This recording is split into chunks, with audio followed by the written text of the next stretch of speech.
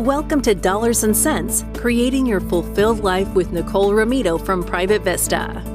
In this podcast, we draw from years of experience as well as guest specialists to help you create the life you imagine. Join us in this journey as we enlighten and empower you to align your lifestyle to help you achieve your goals with a clear picture of your future.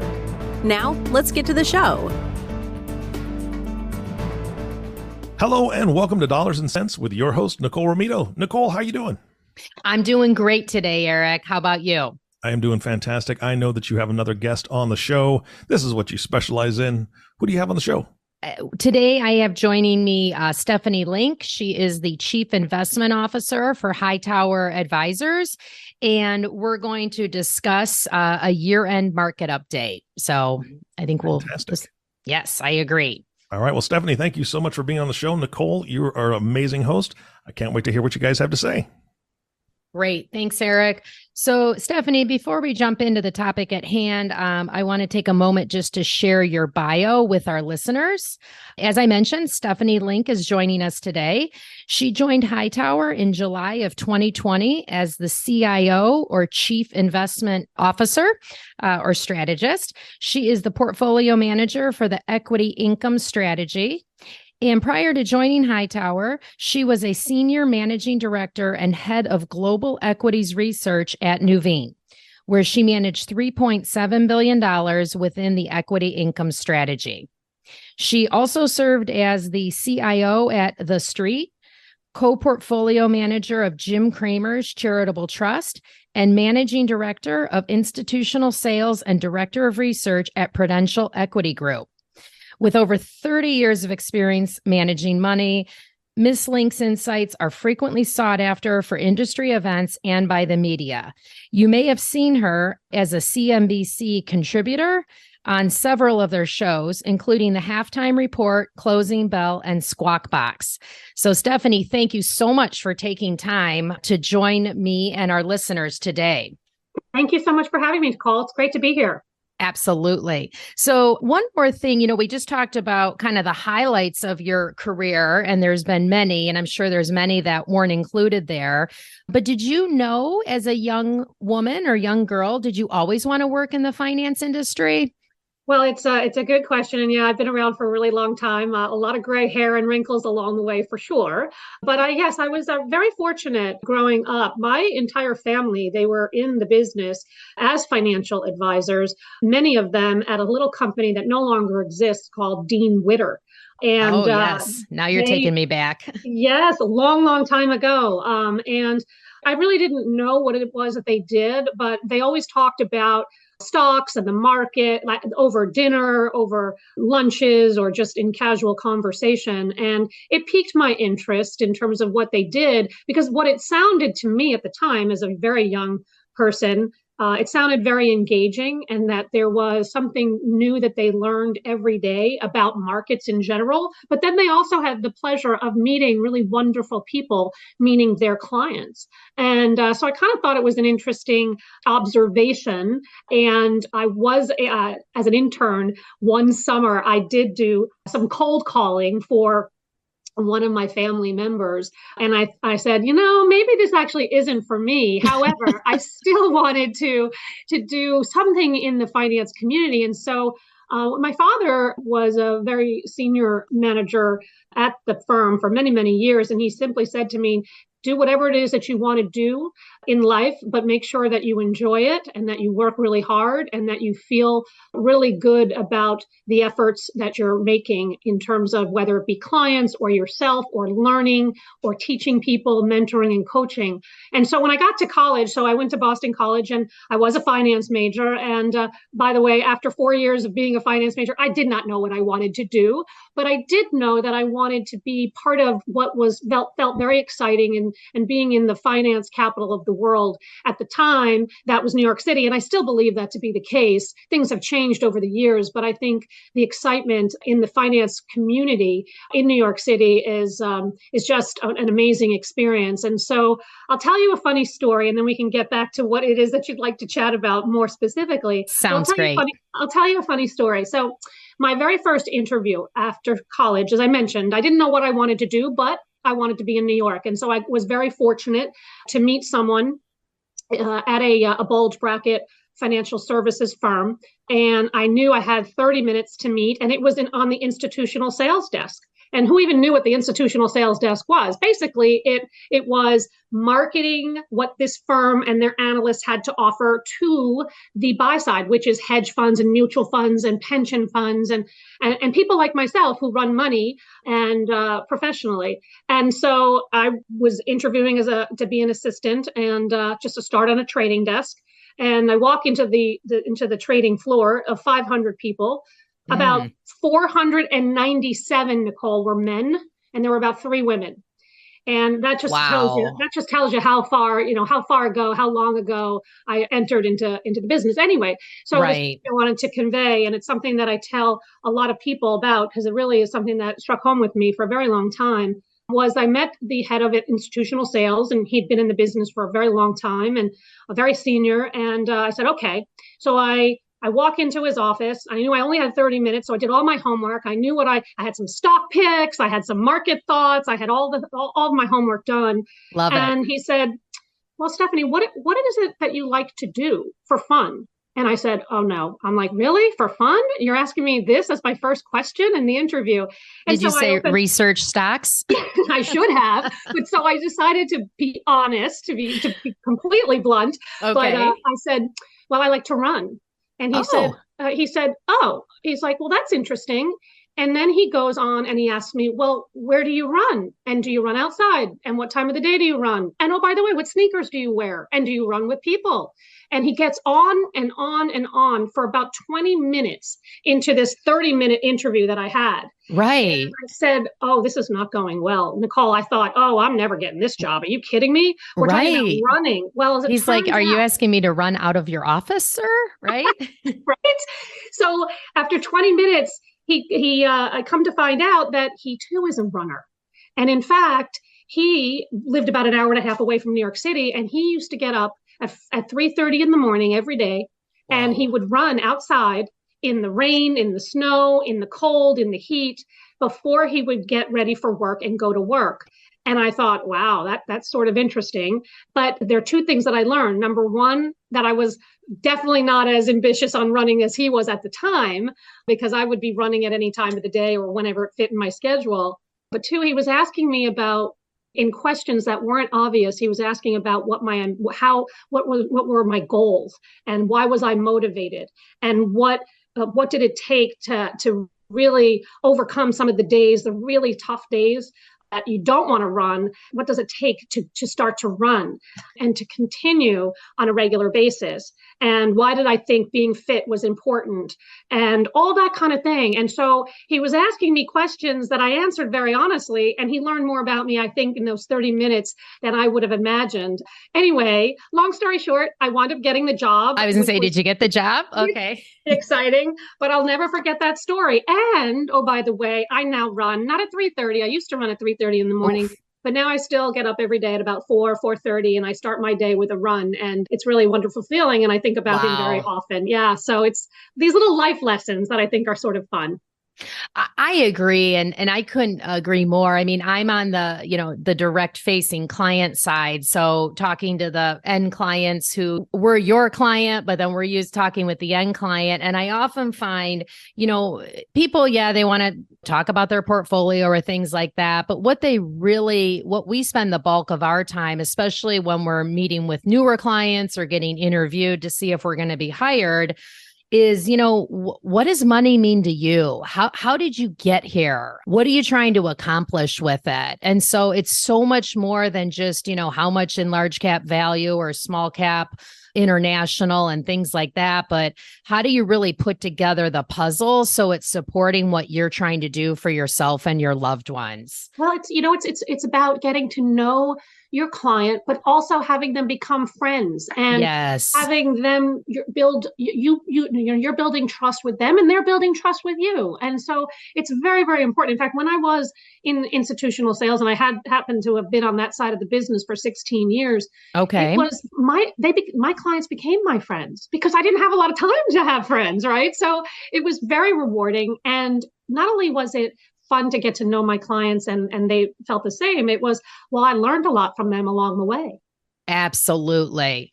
Absolutely. And I often find too, especially during, our current environments, not just in the markets, but kind of the world in general, there's so much unknown. It's very fluid that I sometimes often feel like a financial therapist more than a financial planner. So yes, that is very true. But again, it's all about trust, because there's so many people that think they know how they want to invest, and they just need someone to talk to. Yeah. To guide them, right? So and oftentimes too, to do a little bit of the hand holding and saying, yes, I understand, we're in that part of the market cycle where no one likes it, but let's go back to your overall financial plan. And are you still on, right? Are you still on track? Right. Maybe you are, maybe you aren't, but let's just look at it in the context of what's going on with you, not pick your benchmark or your technical indicator or what the Fed's doing or things like that. And it's nice for them, your clients, to know that you're keeping an eye out on their portfolios. Yes. And the fact that you're recognizing, hey, it's been a couple of years, or every year you kind of review, but maybe it's been a couple of years since your goals have changed, to your point. So right. That's a great point, Stephanie, because we'll say not only, because sometimes we're like, well, I'm going to do my plan. And then, I'm pretty goal oriented, or I'm good at working my to-do list. But it's not only like staying abreast of what's going on in the external world, but you made a great point. I mean, we're all human beings and we continue to evolve as we go through life. So absolutely. Yeah.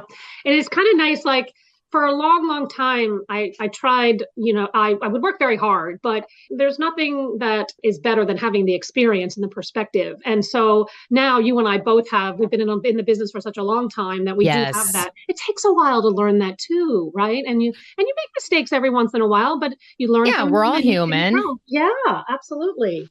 Agreed. And I think, though, I love that we're highlighting the human side of it, because what each of us does, it comes with a big responsibility. I mean, people are trusting us to help advise them on how to invest their funds that they've worked hard for.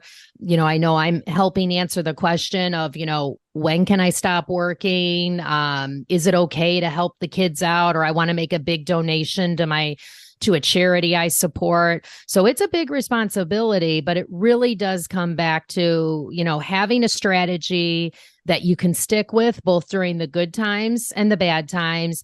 And then just knowing, like you said, that you have someone that truly cares about you as a person that's guiding you and advising you. Well, because it's not all about numbers, right? And performance. We do want to make clients money. We do want to make our clients smarter, and we want to make them happier and that sort of thing. But it's the holistic approach that you at your firm and that you take, right? And that's your approach. It's the whole thing. It's not just one little piece. And that's something that I think your client should have a lot of comfort in. As well as the trust, for sure. I agree. And that's small aside that's why we named our firm Private Vista, is because it's, what's your whole private vista that you're trying to achieve given the wealth that you have. I love that. That's fabulous. I did not know that. That's terrific. Excellent. Thank you. Terrific. Yeah. So, well, with that, why don't we get into, as we said, we're wanted to kind of touch base. It's been a year, if you will, and we're not done with it. But we've had lots of activity going on with the Fed steadily increasing interest rates, inflation still staying strong. I know, as I mentioned, you're on the equity income side of the portfolio, but obviously we're all aware that not only is the stock side of the portfolio, but your traditional fixed income side is down.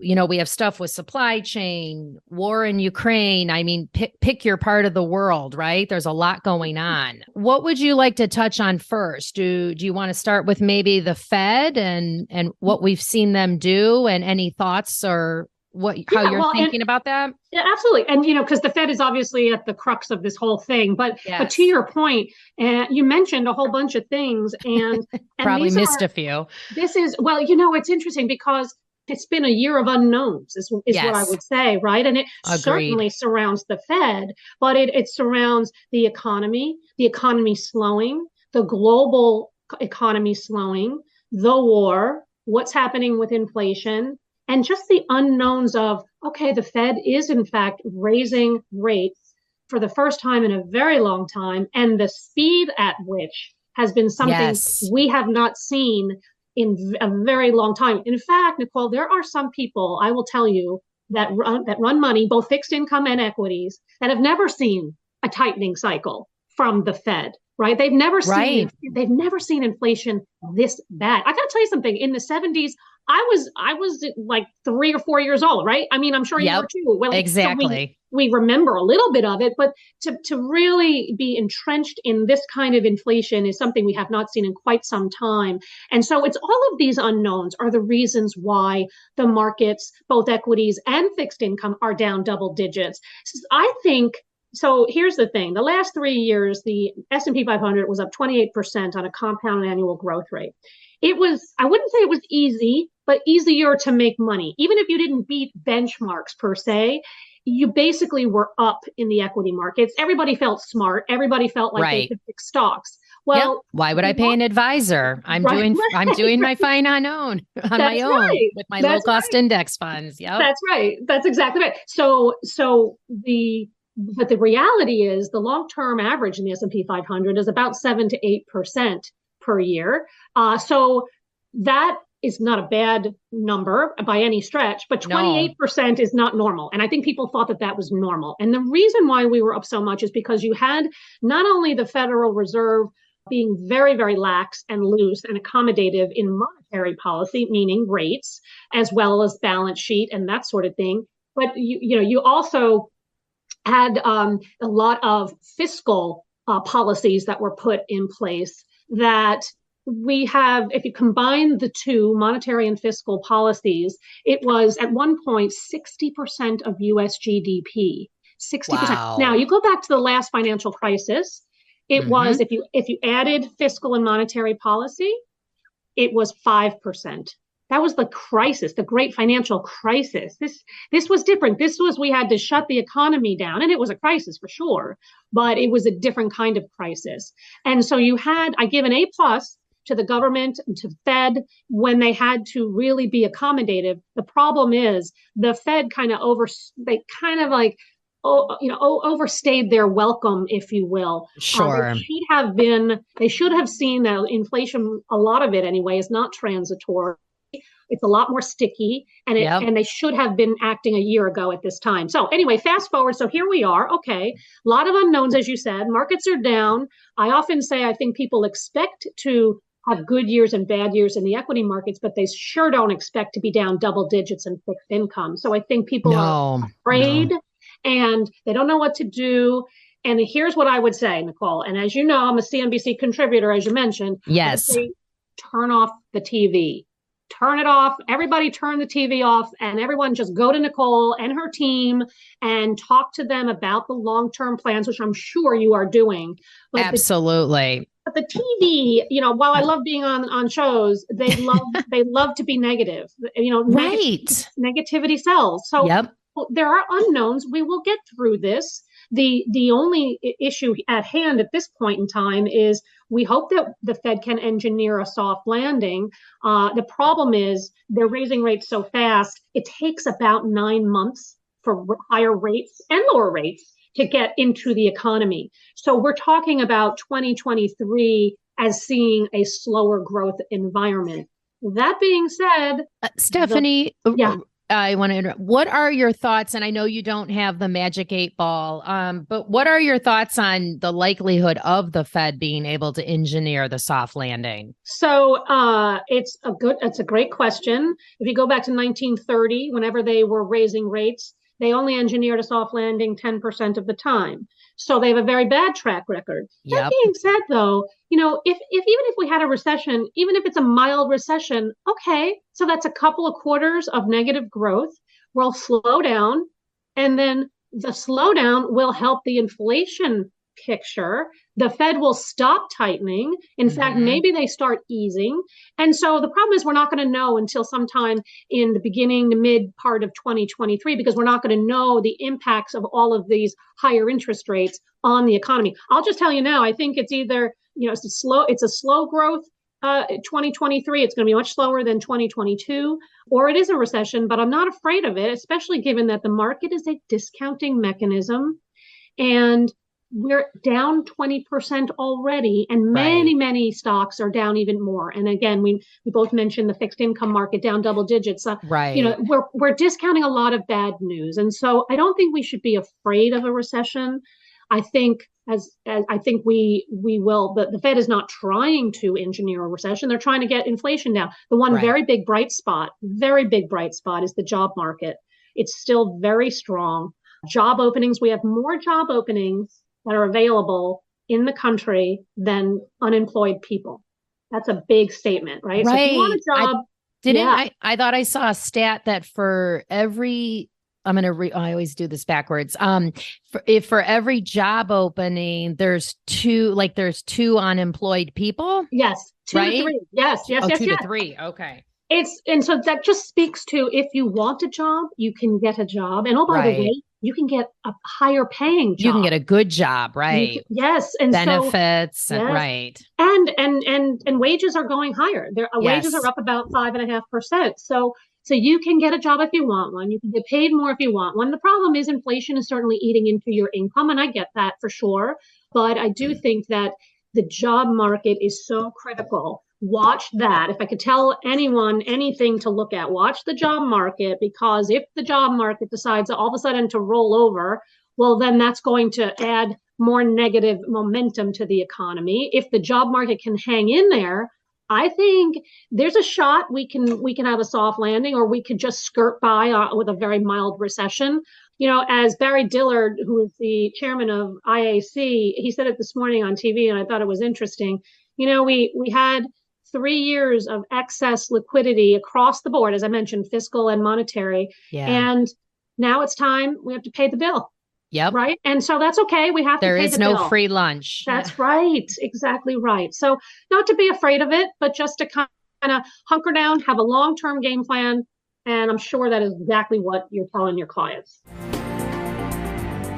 Hey, pardon the interruption. I know you are listening to Dollars and Cents, Creating Your Fulfilled Life with Nicole Romito, and we're happy you're here. If you have any questions, please head over to myprivatevista.com or the show notes to find out how to reach us. We'd love to hear from you. Yeah, I agree. I mean, we pull the stats and we'll put together some visual pieces, or, from different, your team and other teams as well. And it's really educating on the clients on, this is normal. Down markets, recession, they're all part of your, typical cycle. We don't know how deep they'll go. We don't know how long they'll last, but we know that this is normal and it's to be expected.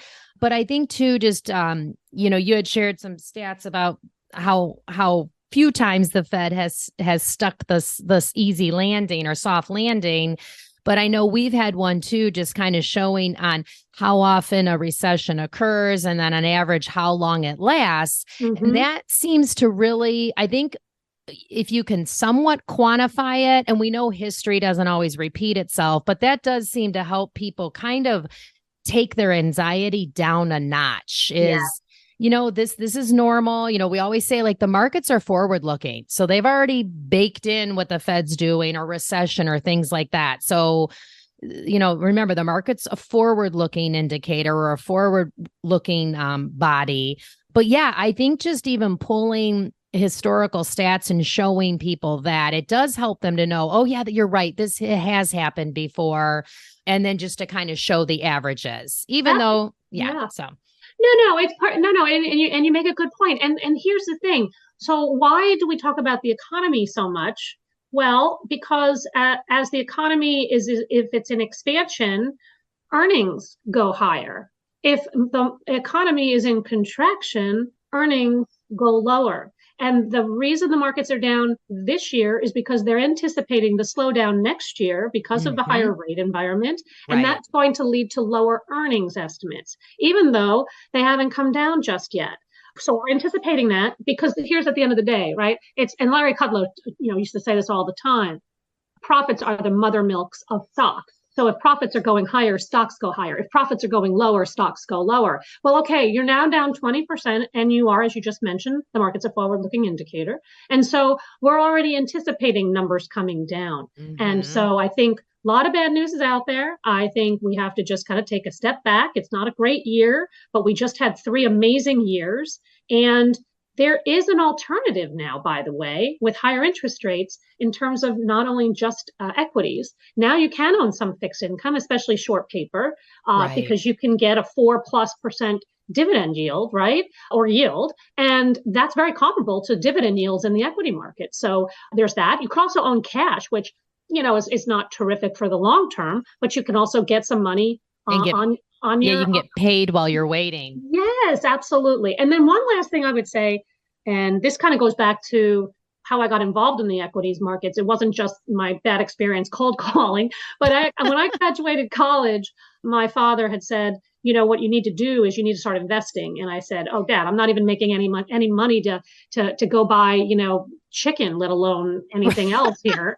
And he said, doesn't matter. You should really start to take money out every single month and dollar cost average, and take a real cheap ETF at the time, because you don't want to pay fees or whatever. Right. And I literally put in $25 a month after I graduated, and I happened to use Vanguard only because it was the low cost and the S&P 500, and I just wanted something big and macro and big. Yep. So I did that. And I have to say, I had Vanguard actually take the money directly out of my bank account, because I know if I had to write the check, I never would have done it. But it was interesting to start to build something. Even though it was small, it was something. And to this day, my husband and I actually still do some parts of dollar cost averaging. Dollar cost averaging. Yep. Take the emotion out of it. And you're not saying, are the markets up or down, or, are we going to spend this on a vacation or our future? I have to laugh. I think our dads must have gone to the same school, if you will, because mine too. I started out in banking, and he said, okay, honey, you got to max out the 401k. Yeah, right. And then he goes, after that, you're going to take any amount you can. And I did the same thing. He goes, pick a mutual fund and just set it up so it's automatically debited from your bank account. And I did that too. And it's, we like to say, Stephanie, and you may too, it's like compound interest, right? Yeah. The power of compounding is the 8th wonder of the world. That's awesome. And I love that. Yeah. Because sometimes people think, I don't have $1 million or $100,000 or even, $1,000. But sure. Just anything you can do. Time is your friend when it comes to investing. It's very true. And, the other thing, Nicole, is people say they buy low and sell high, but they don't. They buy high and sell low. Right? Right. We look at all those fund flow reports, and we see they do the exact opposite. Yes. And so that's why dollar cost averaging makes so much sense. And in fact, in my portfolios that I run, when I get money in, I tend to dollar cost average. And it's interesting because some people have done studies and have said it doesn't really make a big difference. But I think psychologically it does. So that this way, whether it's for me personally, I started out, I just did it every month. I just said, take it out every month on the 25th of the month, and that's fine. But for, you and myself, we've done this for a long, long time. And when the markets are down, well, you've got to buy, when there's blood on the streets, right? When people are so nervous, especially if you think in the long term, things are going to work. Yeah. If you loved the company at $500 a share, why wouldn't you love it more at, $400, assuming the underlying fundamentals haven't changed? Yes. That's right. That's right. And you know what? Sometimes fundamentals change, and that's okay too. You can make mistakes, but staying diversified, having equities, having now some fixed income, having a long-term game plan really makes the most sense. And even having some alternatives. We get a lot of questions regarding, kind of the private side of investing as well. And I think that's an option in addition, as well as both here in the US as well as abroad. Yeah, absolutely. We still are firm believers in asset allocation and diversification, but from when I started out, which I can't believe is 30 years ago. I don't know. I started when I was 2, as I'm sure you did too, right? With your little cold call phone system. But what goes in the diversification, we still do whatever the how much in stocks or growth, and then how much in bonds or your preservation. But there's so many more like sub asset categories that we pull into our portfolios than there were. I mean, heck, not even 30 years ago, but even within the last 3 to 5 years. Yeah. So I agree to your point. There's a lot of opportunity outside of the U.S. borders, and there's also a lot of opportunity in the private markets as well. Also the one other thing to make note of, when the markets are down this much and you can get the number 1 or number 2 company in any given industry down something 20-30%, but it's a high quality company, meaning it has dominant market share, amazing management teams, great free cash flow, great balance sheets, dividend growth, buybacks, that sort of thing. This is actually something I learned from Jim Cramer many years ago. You don't have to go for the number 3 or 4 or 5th player when you get the number 1 player truly on sale that is going to be, talk about compounder over the years, right? They've experienced that they are superior, and it's one of the reasons why they never quite get cheap enough. But when you can get these kinds of companies, it's like I have a field day. It's very hard to buy when everything is getting hit. But if you can just go out there and think of your favorite company that you use and every day, or you have experienced the company or the experience or whatnot, there is a very important lesson to be learned from Peter Lynch, who was a Fidelity portfolio manager back in the day. He said, invest in what you know. But if what you know is down 25% and 30%, well, heck, go and buy it, right? And that kind of thing. So these are kind of opportunities where you could upgrade a portfolio, especially on the equity side, but also on the fixed income side too. Yes, absolutely. I mean, we joke with my colleagues and stuff. It's like investments are the only thing that people do not like to buy on sale. I'm sure you've heard that before. We didn't claim to write it or anything, but It's so true, right? Yes, 100% true. And again, over the long term, if you can get 7% each year on an average basis, that's a pretty good return over the long term. Absolutely. Because we do know, while we are at high rates of inflation currently, that too is going to come down. We don't know when, but we know it will, because that's going to cycle through and revert back to the mean. And so exactly, if you can get a 7% return, inflation goes back to maybe 2.5%, 3%, you're at a 4% real rate of return. And that's going to position and protect your purchasing power over the long term. Absolutely. These are challenging times. It's not, no doubt. I think if the last 3 years, excluding this year, the last 3 years were this easy, everybody would do this, right? It would be a piece of cake. But and you and I would be out of jobs. Yeah, that's right. But so it's these challenging times when it gives you another chance to talk to your clients and to talk to people and to do webinars and to do some reading and do homework on some of the companies and some of the things that are going on in the world, and just to kind of have a balance of an opinion, right? To have a diversified portfolio that will save you in the long term. Maybe not this year, but definitely in the long term.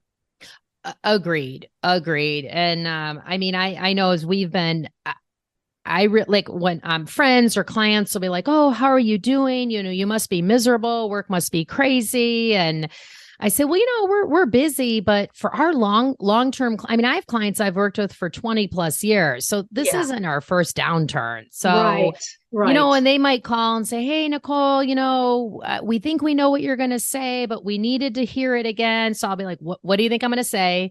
They say it. I'm like, "Yep, you're right." You add on maybe a couple lines or two, you refresh them on what our investment teams are doing.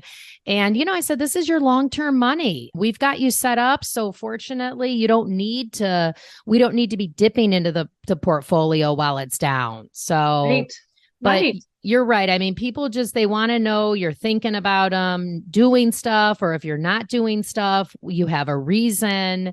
And you're right. But this is this is the time when I feel as an advisor, I add the most value for my clients. Absolutely. Yeah. Like I said, in the last 3 years, people thought that they could make a ton of money on their own, that they didn't need you. Right.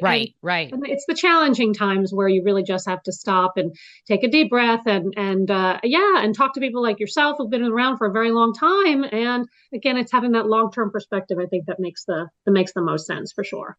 Yeah, I do find it interesting that it is during the downtimes. And I mean, even though we're fully diversified, our portfolios are down, but that's when clients are like, oh, I guess diversification still works, because like you said, outside of this year, the last 3 years, people are like, why would I diversify? I'm trailing the S&P or the Dow, or pick your index, or, if you were anywhere outside of the big, 5 to 10 tech companies, you still made money, but certainly nowhere near to that degree. So, no, right. No, absolutely. This is not an easy game. It's not even a game, but it's not an easy one. And it's not an easy endeavor. And you just have to, you just have to have the confidence that you're surrounding yourself with good people, smart people who have your best interests at heart, and who can help navigate for you and to hold your hand. Everybody's allowed to have their hands held, right? We're you know what? It doesn't matter how smart, how successful, how strong you are. We're all human beings with emotions. That's very true. That's a very good point. That's a very good point. So, well, Stephanie, I could talk to you for hours, but we are at the end of our time. To wrap up, I mean, I think a couple of the tips that I jotted down are, and I love this one, and especially since you're on the TV, I too agree with your advice to turn off the TV, change your phone so, your finance sites aren't the first thing popping up, because if you're investing, it should be for the long term. Yeah. I also love too, though, that you said, if you still believe, you can buy companies that are maybe number 1 or number 2 in their area or industry, and you can get them at a really good price right now. So you're not having to sacrifice quality to be able to buy at a better price. Mm-hmm. And then I think too, like you said, just let's keep an eye out on what the job market reports are doing, because that looks like that's the key one of the key indicators you're watching. Yeah. And then before we wrap up, as you mentioned, and I think we, like I said, had similar upbringing where our dads raised us to be strong, independent women, and we both ended up in finance. For some of our younger women listeners out there, any other, tips or things to check out or encouragement of why we've made strides as females in this industry, both while you and I have been doing this. I don't want to put words in your mouth, but I feel like we have a lot of work or a long way to go still. But any, words of encouragement or tips or ideas that we could share with some of our other women out there who are listening to this, of why consider a career in the financial services industry? Well, first, it can make you independently financially sound, right? I don't know. I'm not going to say give out a number or throw out a number, but if you work hard, you certainly can get paid. And to have that financial independence, I think, is so incredibly powerful. And that's one of the pieces of advice that my father gave to me after I graduated. He didn't really care what it was. As I said, he wanted me to be happy, but he also wanted me to be financially independent. So that is very important. And I think you can find a lot of various different pieces within the financial services community where there's flexibility, maybe not in the first few years. You always have to work super hard and that sort of thing. But put your time now in. that you can do a hybrid kind of from home, from the office and that sort of thing, it's certainly very doable. But so you have the flexibility, you have the potential to be financially independent, and it's very rewarding. I mean, I don't know about you, Nicole, but I bet you would agree with this. I learn something new every day, and I've been doing this 30 years, just like you. Absolutely, yes. So, and that to me is something that is so fun.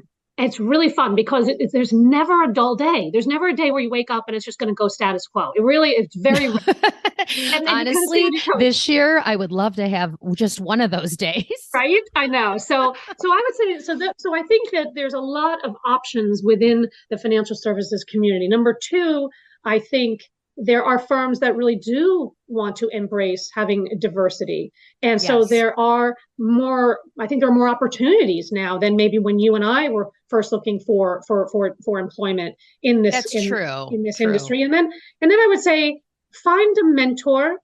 I was very, very lucky throughout my career to have had mentors. When I first got that job, my very first job, when I told you about the running episode and conversation, I had two very experienced senior institutional salespeople that I sat literally next to on a trading desk for 6 years, and they just taught me stuff. And I learned and I observed from them, and they really went out of their way to help guide me, because what you don't realize is when you're brand new at a company, you're slowly building your reputation, but you also need advocates for you, right? And you need people that are going to go to the senior management and say, hey, Nicole's really awesome. You know, she's young and new and all that, but she has what it takes to be successful. And you need those kinds of people. And in addition, you need mentors to help guide you into where is the path. Because I don't know about you, but I never would have thought I would be here 30 years ago. But it was such an interesting dynamic to have not just those two as my mentors, but then when I left and went to another firm, I had another mentor. And then when I went to work with Jim, he became a mentor. And so I've been very, very fortunate. And I just say, seek out people. Be proactive and try to find people that can help you.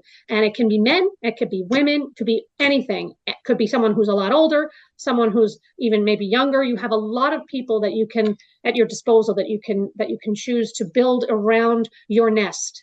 And that's really important for your career and for your mental health as well. Agreed. And one of the words that jumped out at what you just said is you need to be proactive. Yeah. I too have been very blessed with a variety of sponsors, advocates, and mentors. And I agree, it does not always need to be the same gender as you, or same age. And sometimes it's better if they're not, because then you can learn from them, right? I know from our younger team members, I'm learning stuff from them all the time. So yes, I agree. You need to be proactive about it. Put yourself out there and don't be afraid to ask. More often than not, people are willing to share their time and experience to help you out. Absolutely. And it's very rewarding to find mentors, friends, coaches, people that can help guide. It's very satisfying. It's very comforting that you could go to someone when things are not so great or when things are so great, right? Exactly. So this is that's the number one I tell everyone when I meet them. Not only do that, I ask them in interviews, not only now do I start asking them what do they like to do, like I was asked many exactly ago. I also very much like to tell them that mentorship is a very important piece to the success component. Absolutely. Well, thank you so much for sharing those insights as well, which I think are equally, if not more, well, I'll say equally as valuable as your insights that you've shared with us about the markets and the world at large. Before we go ahead and wrap up, there's a question, Stephanie, that I ask all my guests. Where would you most like to live and why? And you could just assume like no constraints whatsoever. And there is no wrong answer.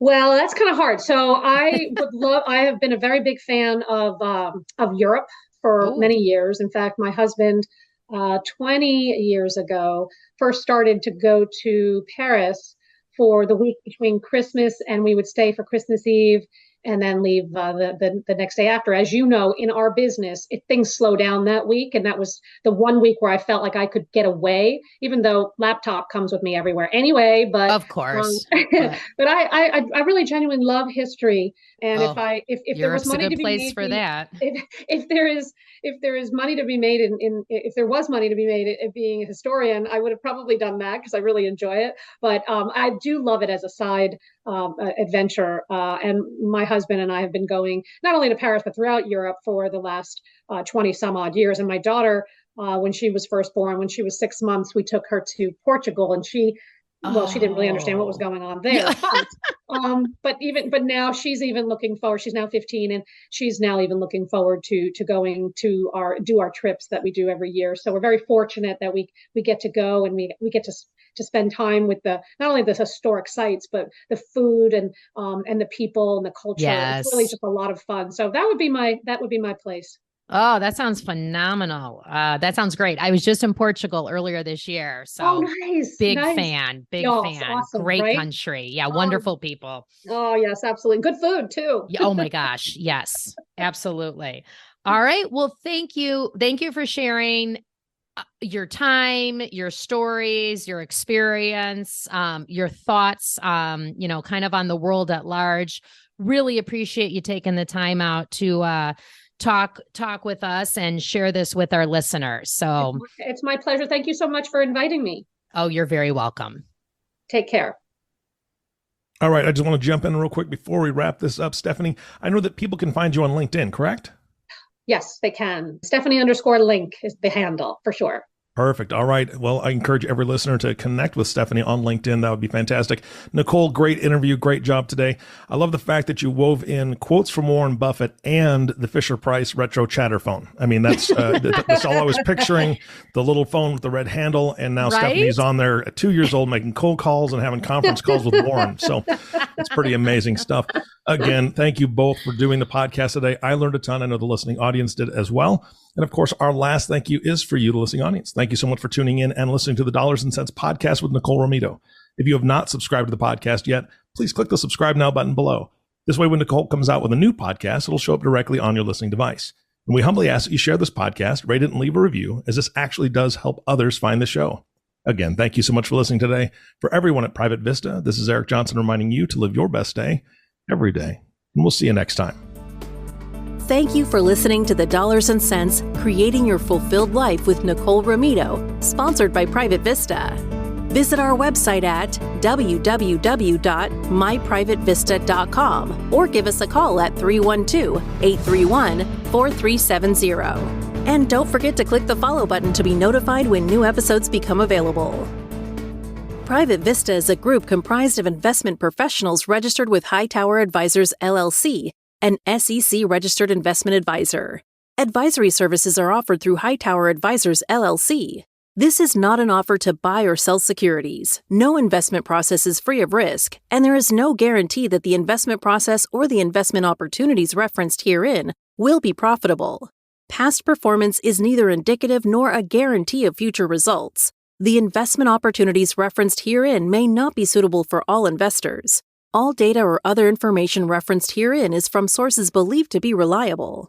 Any opinions, news, research, analyses, prices, or other data or information contained in this presentation is provided as general market commentary and does not constitute investment advice. Private Vista and Hightower Advisors, LLC, or any of its affiliates make no representations or warranties expressed or implied as to the accuracy or completeness of the information or for statements or errors or omissions, or results obtained from the use of this information.